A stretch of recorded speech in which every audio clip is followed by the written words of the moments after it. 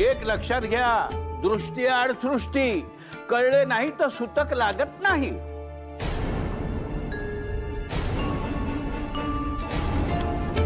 हिच्याच मुलीच्या कार्यात बाधा नको म्हणून नाही सांगितले. उगाच मला दोष देऊ नका आणि यावरून मला चर्चा नकोय आता.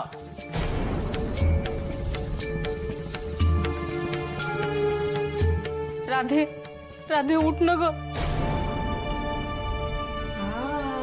काळजी नको करू, आम्ही आहोत तुझ्या सोबत. राधे, राधे,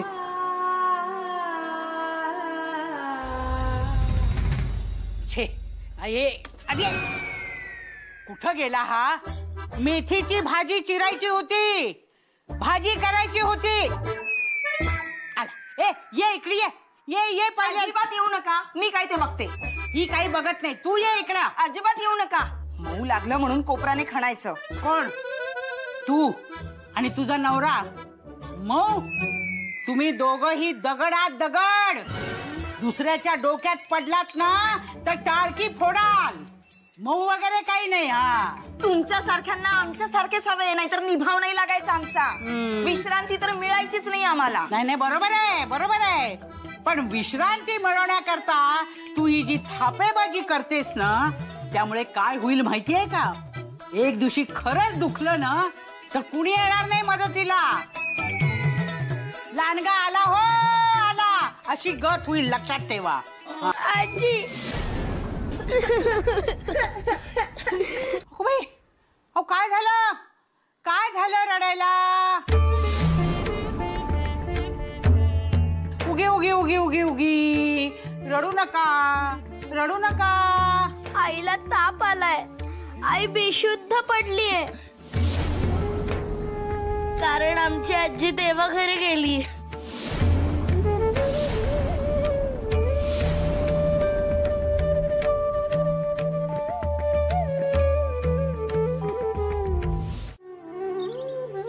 मलाही अवघडल्यासारखे झाले होते खरोखरच. आप्पा आणि आजोबांच्या भीतीने मी जप्तीची गोष्ट केली, पण भयंकर वाटत होते मनात. दया येत होती, पण मी कायम नालायकच सिद्ध झालोय म्हणून घाबरून आवेश एकवटून मी पाटील काकांना सांगत होतो की शेतसारा द्यावाच लागेल. यावेळी ठरवले होते मी की दुसरा कसलाही विचार करायचा नाही. शेतसारा हवा म्हणजे हवाच, त्यावरच लक्ष केंद्रित करायचे. आणि उसने अवसान आणून का होईना पण मी ते केले. पण नंतर तुम्हीच येऊन म्हणालात की शेतसारा नको, तेव्हा एकदम हलके वाटले मला. का असे विचारले सुद्धा नाही मी. पडत्या फळाची आज्ञा घेत तुमच्या पाठोपाठ आलो. पण तुम्ही बोलत का नाही आहात? डोळे का पुसताय? काही झाले का? तुम्ही शेतसारा नको असे ठामपणे सांगितले, परंतु असा निर्णय तुम्ही का घेतलात हे आप्पांना आणि आजोबांना सांगू शकाल ना तुम्ही? तुम्ही असल्यामुळे ते आता मला रागवणार नाहीत. पण तुम्ही बोला ना, काय झाले आत? शेतसारा नको असे का म्हणालात? त्या राधाला म्हणावं आता आईच्या मरणाचं कौतुक पुरे. येणारा काय कोणी अमरपट्टा घेऊन येत नाही. जन्माला येणारा माणूस एक ना एक दिवस जाणार. हो, पण शेवटची भेटी घडू दिली नाही तिच्या आईशी. हातापाया पडून सांगत होती पण तिला जाऊ दिलं नाही. आणि वडील गेल्याचं बापूंनी दडवून ठेवलं. काय म्हणायचं याला? पण मला सांगा, जीवाला लागणार नाही का माणसाच्या? हा, नाही कोण म्हणतं. वडील गेल्याचं बापूंनी त्यांना सांगायला हवं होतं आणि आईच्या आजारपणात त्यांना भेटूही द्यायला हवं होतं. मान्य आहे, पण आता त्याचे भांडवल नको. भांडवल? हो, काय बोलताय तुम्ही? नाहीतर काय. हो, बाई एकदा लग्न करून सासरी आली की बाहेरचे पाच तिनं तोडायलाच हवे. ती राधा अशी अंथरूण धरून बसली, घरातली कामे कोण करणार? घर चालायचं कसं? आता घरातल्या बायका अशा वागायला लागल्यानंतर पुरुषांनी काय घरी सांभाळायची? जा म्हणाले शेतावर कामे करावायस, त्या बाहेरचे उद्योग सांभाळा, तर तेही नाही. अहो, पुरुषांनी बाहेरचे कामे बघायची आणि बाईनं घर सांभाळायचं. आणि निसर्ग. तुम्ही राजेला समजवा, आता कामाला लाग, झोपून राहू नकोस. आई वडिलांच्या आठवणीनं अश्रू ढाळणे बंद कर. त्या सुभद्रेला एकटीला नाही झेपायचे. आता तुम्ही का हंबरडा फोडताय? आम्ही जिवंत आहोत अजून. चुकलेस हो माझे. आता जाते, राधेचा कान धरते. आई वडील गेल्याचं दुःख करते म्हणजे काय? बघतेस तिच्याकडे.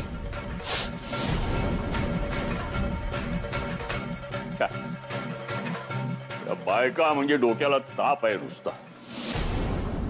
असो नारायणा, आता त्या सदाला ओरडून काही उपयोग नाही. फार कोडगा झालाय तो. तो परिस्थितीचा विचार करून त्याला यशोदेच्या दावणीलाच बांधायला हवा. जी काही कामे आहेत ती यशोदेला सांगायची. ती बरोबर करून घेईल त्याच्याकडून. पोर लहान आहे पण समज मोठ्यांची आहे. आणि आपला सदा त्या यशोदेच्या नखाजवळही नाही.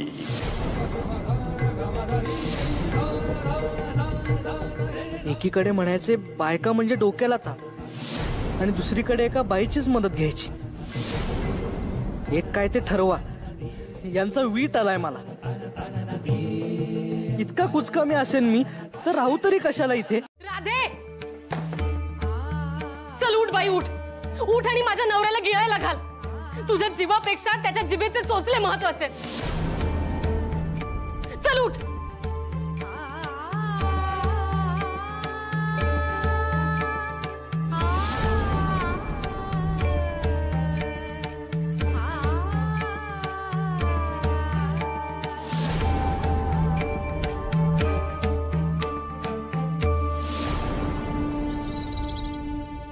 काय रे, असे म्हाताऱ्या माणसांसारखे का बसलात?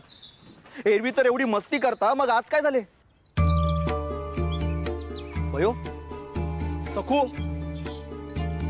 गणपत, महादेव, अरे अरे तुमच्याशी बोलतोय. थांबा.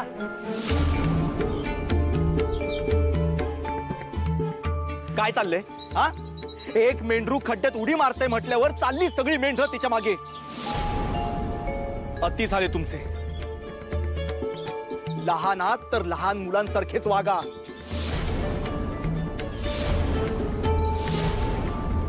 हे असे डोळे मला दाखवायचे नाही, आधीच सांगून ठेवतोय, नाहीतर मार बसेल एकेकाला. थांबा.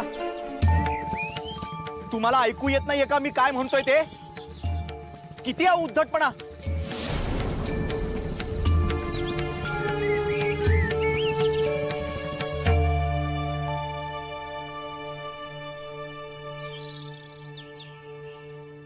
चल सखू. थांब. ही हिम्मत.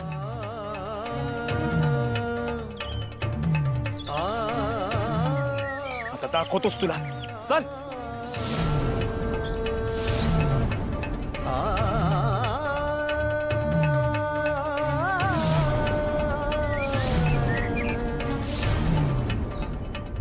चल तुला चांगलीच अद्दल घडवतो.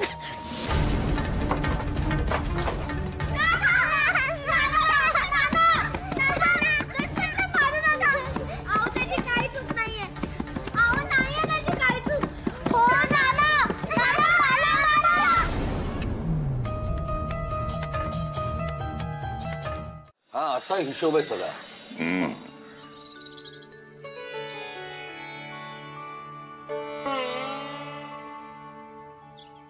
कशी आहे आईची तब्येत? बरी आहे. बोल, काय सांगायला आली होतीस? ते मी तुम्हाला सांगितल्याप्रमाणे आहोंबरोबर सोनपूरला गेले होते पाटील काकांकडे वसुलीसाठी. अरे हो, तिकडे काय झालं ते समजलंच नाही आणि सदाही काही बोलला नाही. जणू काही गेलाच नव्हता तिकडे. किंवा गाढव जाताना मेंदू घेऊन गेला नसेल. तुम्ही आहोंना वाईट साईड बोलणार असाल तर मी नाही बोलणार तुमच्याशी. येते मी.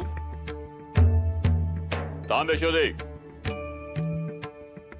नारायण काही वाकडे बोलणार नाही. अहो पण काका, सांगितले ना तुला. बोल. आजोबा मला जे समजले त्यावरून मी बोलतेय. काही चुकले तर क्षमा करा. नमनाला घडावर तेल नकोय. नारायणा, आपण शेतसारा घेतो शेतकऱ्यांकडून, तर मागे तुम्ही समजावले होते की त्या पैशातून सरकारकडून गावातल्या लोकांना सगळ्या सुविधा मिळाव्या. पण आजोबा तसे त्या गावात काहीच नाहीये. सगळ्या विहिरी सुकलेल्या. एक बारीक नदी आहे पण ती गाळाने भरलेली. आपल्याकडे कसे चर खणून पाट काढलेले आहेत, तिथे तसे नाहीये. सगळे रखरखीत. मी स्वतः पाटील काकूंबरोबर गाव बघून आले. आजोबा आपल्या गावात सगळी शेती हिरवीगार आहे. प्यायला भरपूर पाणी आहे. आणि आपल्या शेजारच्याच गावात ते नाही. असे का? असे असल्यावर ते शेतसारा कुठून देणार? तरी माणसे प्रामाणिक आहेत. सुख नसतानाही मुकाट्याने जप्तीला तयार आहेत. आहोंनी जप्तीचा अर्थ सांगितला मला. आजोबा बापू आजोबा जेव्हा मला घरातून बाहेर काढायला निघाले होते तेव्हा तुम्हीच त्यांची समजूत काढली होतीत ना. मग आता आपणच पाटील काकांना घराबाहेर काढणार का?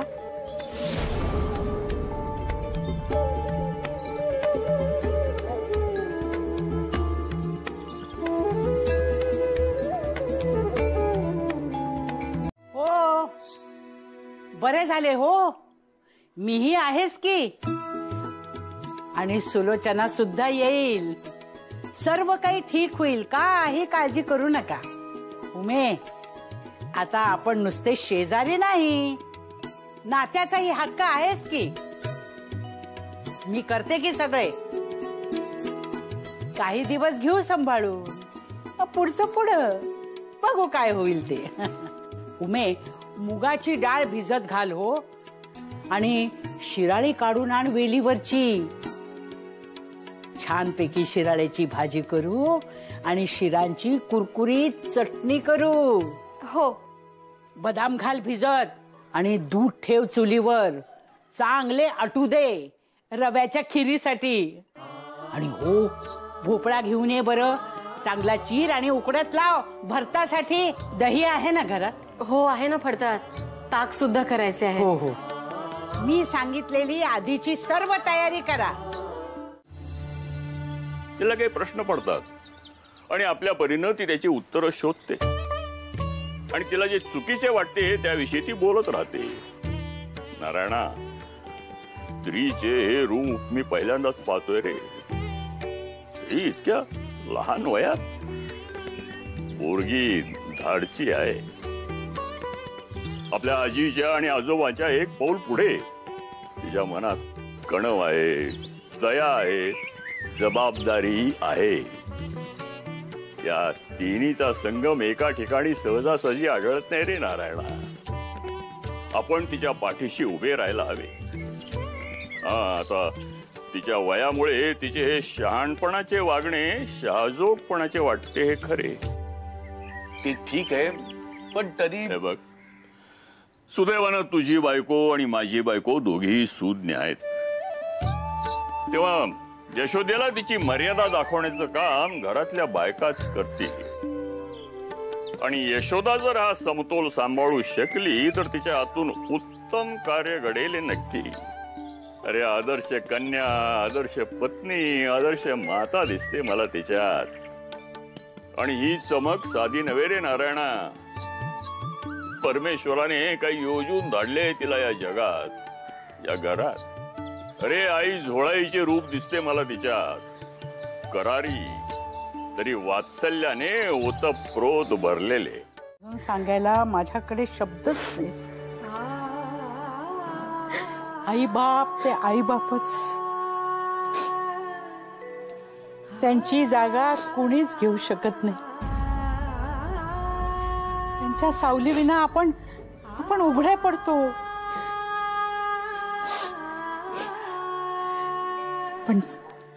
पण तुझ्या पदरात मुलं आहेत.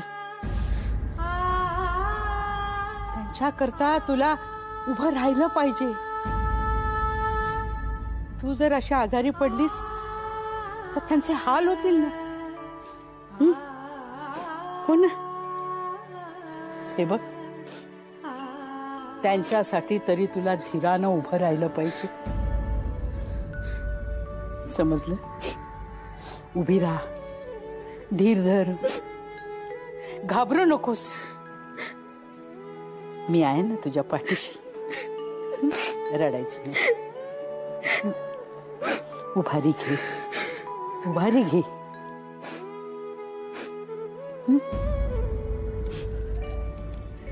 बघ बघ. हो ना. हा, आता कढई ठेव चुलीवर. हा. जरा तापू दे. हा, आता तेल टाक. हा, घाई नको, घाई नको. चांगलं कडक होऊ दे तेल. हा, बरं का मे, तुझ्या आईला मी शिराळ्याची चटणी कशी करायची ती शिकवते. हा, नीट बघून ठेवा. पुढे तुम्हाला सर्व हेच करायचंय. आता सुके खोबरे टाक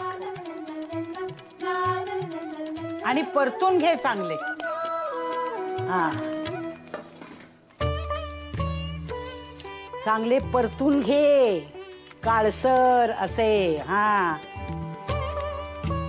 आता तीळ टाक आणि ते चांगले भाजून घे. हो, कच्चे राहता कामा नये, नाहीतर चव लागत नाही. त्याच्यावर चिरलेल्या मिरच्या आणि भरपूर कोथिंबीर टाक. आता जरा परत व्यवस्थित परतून घे चांगलं. आता त्या शिराळ्याच्या शिरा आहेत ना सगळ्या, त्या चांगल्या कुरकुरीत होईपर्यंत परतून घे.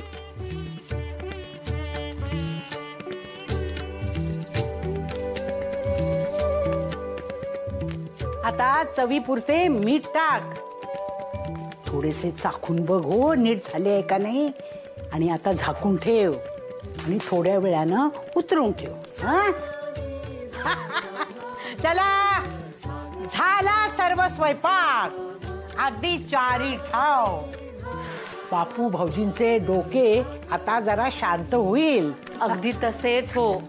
तुमच्या तोंडात खीर पुरी. हो बाई, म्हणजे जेवायला नको. एक विचारू? विचार की. माझ्या आईची आई वडील देवा घरी गेले. आई अजून सावरली नाहीये, रडते. बरे नाहीये तिला, उठताही येत नाहीये. मला असे विचारायचे आहे की बापू आजोबांच्या बाबतीत असे काही झाले असते तर बायकांनी असा स्वयंपाक केला असता का?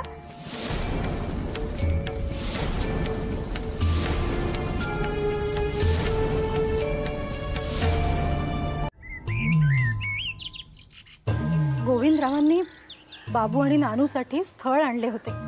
2 सख्ख्या बहिणींचे. अगदी साजेसे होते. मला तर फार आवडलेले. अरे वा, हे तर उत्तमच झाले. पण मग बापूने काय पराक्रम केला? काय बोलू अहो. पटवर्धनांच्या सुशीलेशी लग्न लावा असे म्हणाला. काय? डोकं ठिकाणावर आहे का त्याचं? येऊ दे, त्याला चांगलाच फटकावतो. डोक्यात येतात कुठून म्हणतो मी असले विदुरवाटे विचार. मी सुद्धा लगावली त्यास. फार बडबडले.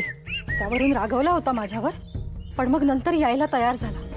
बैलगाडीतही बसला होता. पण तेव्हा त्यास बजावले. पालगडला गेल्यावर हा विषय काढलास तर याद राख असे म्हटले त्यास. झाले. त्यावरून रागवला आणि तुझ्याबरोबर येत नाही असे म्हणाला. मावशीकडेच राहतो असे म्हणून उतरून निघून गेला बैलगाडीतून. ठीक आहे, येऊ दे त्याला, मी बघतो. तू आधी आवर आणि राधा वहिनींना जरा भेटून ये. बापू खूपच विचित्र वागलेत त्यांच्या बाबतीत. जरा धीर दे त्यांना. पण आधी जाऊन माझ्या बाळाला भेटते. तर जमल्यास पाळण्यात दिसव. पाळण्याची दोरी ओढ, अंगाई गा. असू दे, तुमच्या शिक्षेचे तर माझ्या मायेचे दोन्हीचे तोल साधतोय ना, मग झाले तर. बर हो बाळाची आई. बर आलेच. धन्य आहे.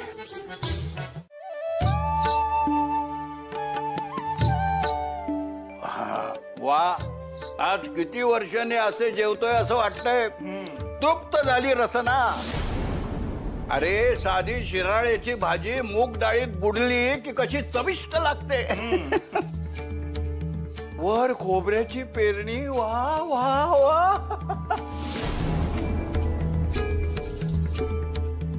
आणि शिराळ्यांच्या शिरांची चटणी अशी खमंग झाली की काही विचारू नका. आणि चुरचुरीत पण.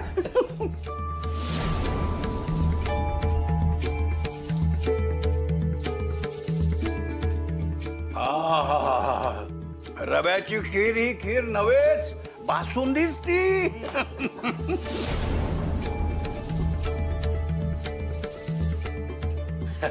स्वयंपाक करावा तो राधेनेच. तुमचे रांधणे म्हणजे म्हशीसाठी मेजवानी. राधेच्या अंगात नाहीये त्राण. ती कसली करते स्वयंपाक? कावेरी काकूंनी केलाय. उमा पण होती मदतीला. तुम्ही सोडून कोणीही स्वयंपाक करू शकतो. तुमच्या हृदयातच चव नाही तर हातच कुठून येणार.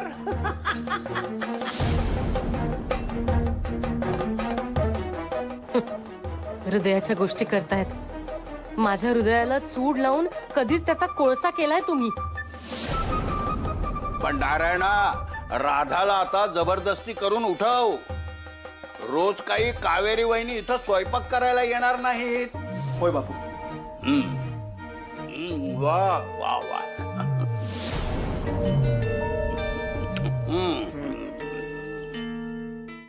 अडचणींची ही माळ काही संपतच नाहीये. मलाच समजत नाहीये काय करावे ते.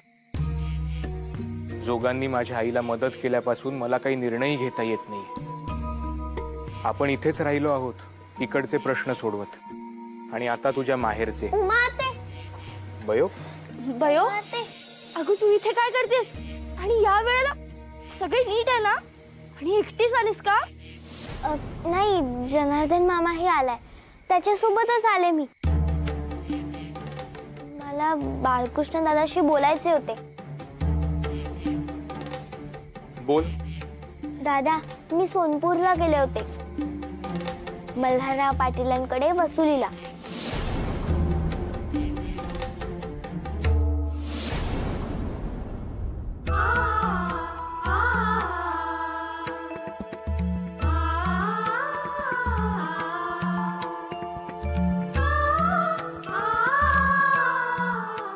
अहो अहो, उठा उठा, चला स्वयंपाकघरात चला.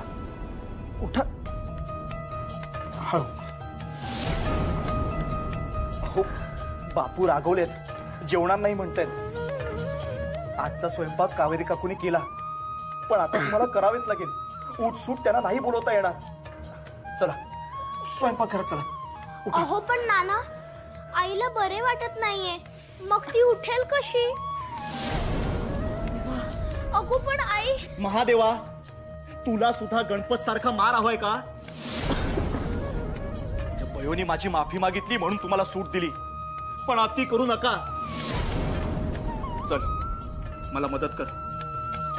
आपण आईला स्वयंपाकघरात घेऊन जाऊ. ती करेल हळूहळू. तिथे गेल्यावर तिलाही बरे वाटेल. चल.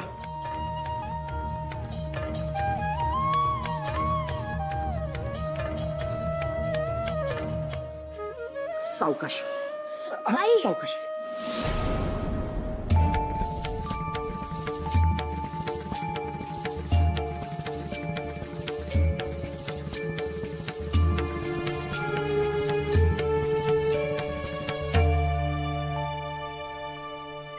कळले मला सोनपूरची परिस्थिती काय आहे ते, पण मी काय करू? तू मला का सांगतेस? दादा, तुला देश सेवा करायची असे तू सांगतोस ना? तू रागावू नको, पण कितीतरी दिवस मी बघते तू इथे स्वयंपाक करायचे काम करत बसलायस. मला माहितीये तू हे सगळे उमा आतेसाठी करतोयस, पण माझ्या मोठ्या आजीने सांगितलेली एक गोष्ट आठवली मला. कोणती? आपण आपले ध्येय कधी चुकवता कामा नये. आई, आई तू काही करू नकोस. काही म्हणजे काहीच नको करूस. तू फक्त मला सांग, मी करते. अगो कशाला भयो, मी करते. आई अगं थांब, तू इथे बसून राहा बघू. आई, आणि तुला असं वाटत असेल की मला त्रास होईल, तर तसं नाहीये ग. मलाही शिकायचंच आहे, सखूलाही शिकायचंय. तू फक्त सांग आम्हाला. राहू दे तुम्ही, मी करते बघू. आई अगं आई आई आई सखू पाणी आण. आई आई आई काय झालंय? मला बरे वाटते, मी करते. अगं आई नको ना. आई पाणी पी, घे पाणी पी.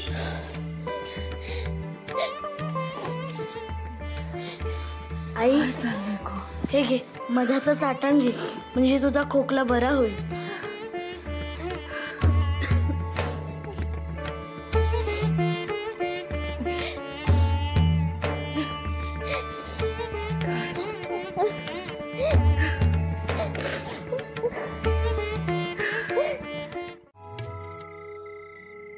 आई, तुला काहीतरी सांगायचे आहे. बोल ना.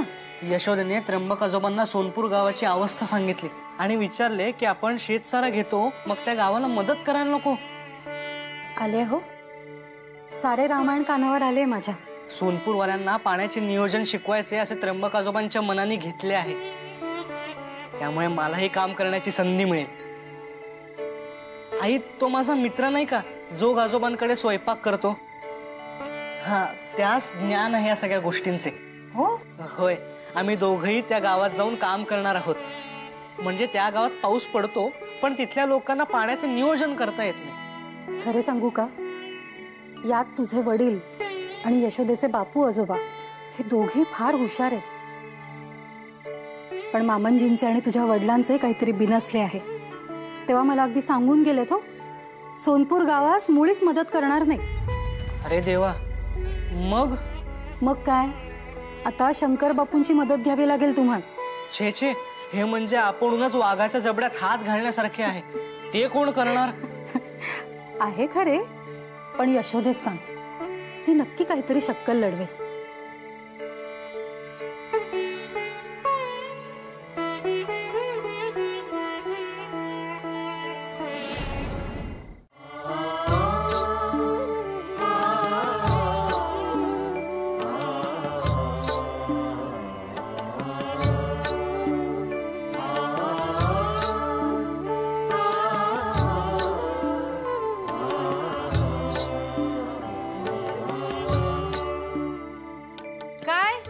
काय म्हणतो स्वयंपाक?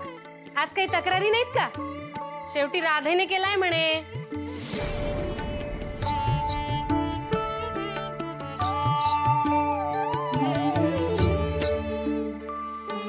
बरे झाले ना सगळे?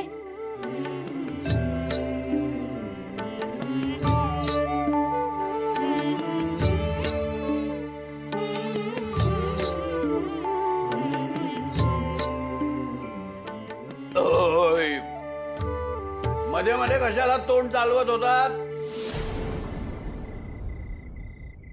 सुखाने जेवतोय ते पाहत नव्हते का?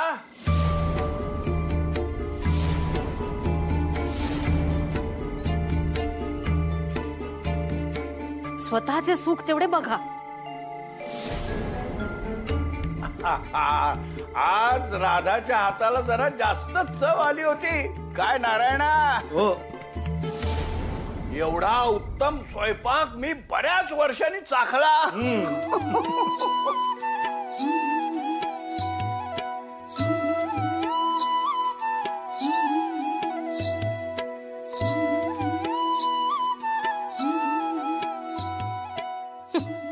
बऱ्याच वर्षांनी म्हणे. प्रत्येक गोष्टीत अतिरेक.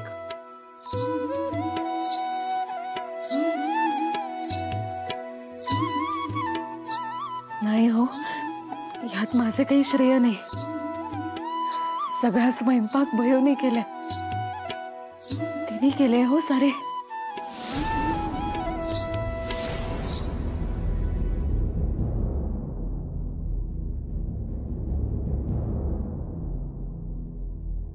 मी फक्त सांगत होते.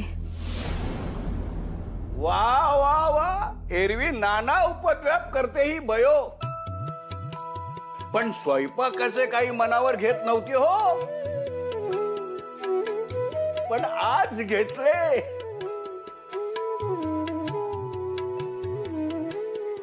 मुलींना उत्तम रांधता यायला हवे.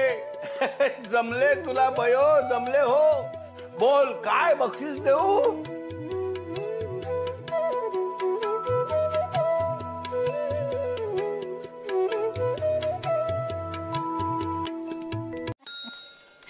चंद्र चवथीचा रामाच्या ग बागेमध्ये, चाफा नवतीचा. आज चतुर्थी ना ग? अगो बाई हो. हा, वाटलेच मला. रामाच्या ग बागेमध्ये, चाफा नवतीचा, चंद्र चवथीचा, रामाच्या ग बागेमध्ये. नीट नीट ढवळ, नीट ढवळते. हा, उकळी आली पाहिजे. चाफा नवतीचा, चंद्र चवतीचा. सासूबाई, यशोदेचे बरी कौतुकच म्हणायला हवे हो. हो. नाही म्हणजे बिचाऱ्या राधाबाईंनी त्यांना जमेल तसे हळूहळू सांगत होत्या, पण ह्या पोरीनं सारे समजून घेत स्वयंपाक करून दाखवला ना. आणि हे त्या तापट बापूलाही आवडले, हे विशेष. हो तर मेल्याने सुभद्रेने रांधलेले सर्व काही आंबोड म्हणून गाईला दिले. नाही, आपल्याकडे सुद्धा जमदग्नीचा संचार होतो हो अधून मधून, पण तिकडच्या दुर्वासाच्या मानानं हा अवतार अंमड मधुरच बनायचा. हो, हळू बोला, ऐकले तर काही खैर नाही हो तुमची. ऐकू दे, मी काही घाबरत नाही कुणाला. ती यशोदा एवढीशी पोरगी, ती कुणाला घाबरत नाही. आणि आपण एवढ्या सुपा एवढ्या सगळ्यांना घाबरतो. लहानांकडनं शिकावे हो काही. हा, हे बरी खरे हो. हा, काल सुद्धा डगमगली नाही पोर. प्रतिकूल परिस्थिती माणसाला बळकट करते, सक्षम करते, याचे उत्तम उदाहरणच घालून दिले पोरीने. रडत नाही बसली मुळू मुळू. अगदी बरोबर आहे हो. आई ग,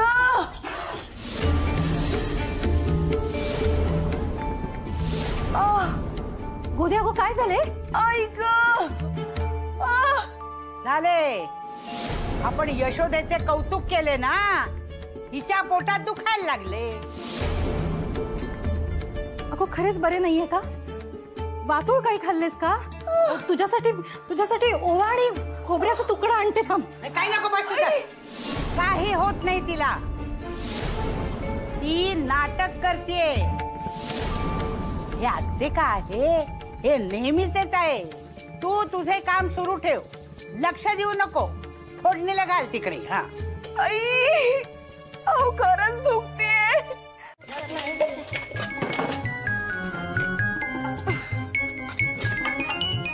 साबुदाणा मिळाला, साबुदाणा मिळाला, साबुदाणा मिळाला,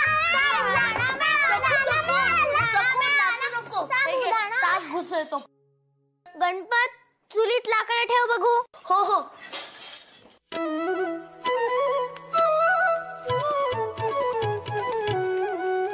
सानी सारे रे ग सानी सारे रे ग सानी सा ग रे म ग रे सानी सा.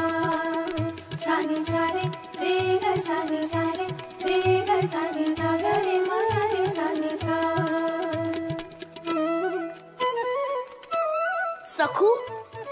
पाणी टाक थोडस.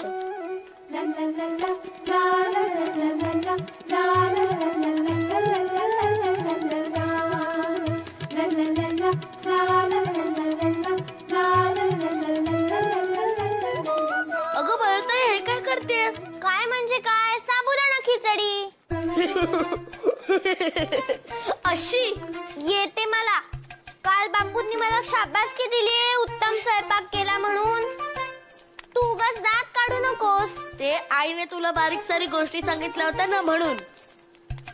ऐक माझं, अशी खिचडी नाही करत, मी पाहिलंय.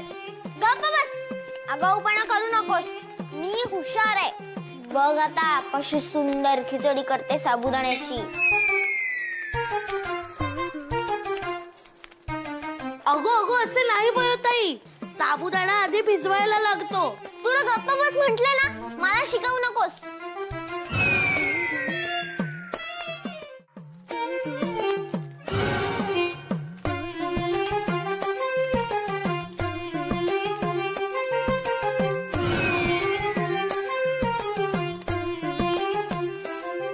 अगं असे नाही, गुळ नसतो खिचडीत. आणि किती मीठ घातलेस? तुला गप्प बस सांगितलं ना, मला सगळं माहितीये.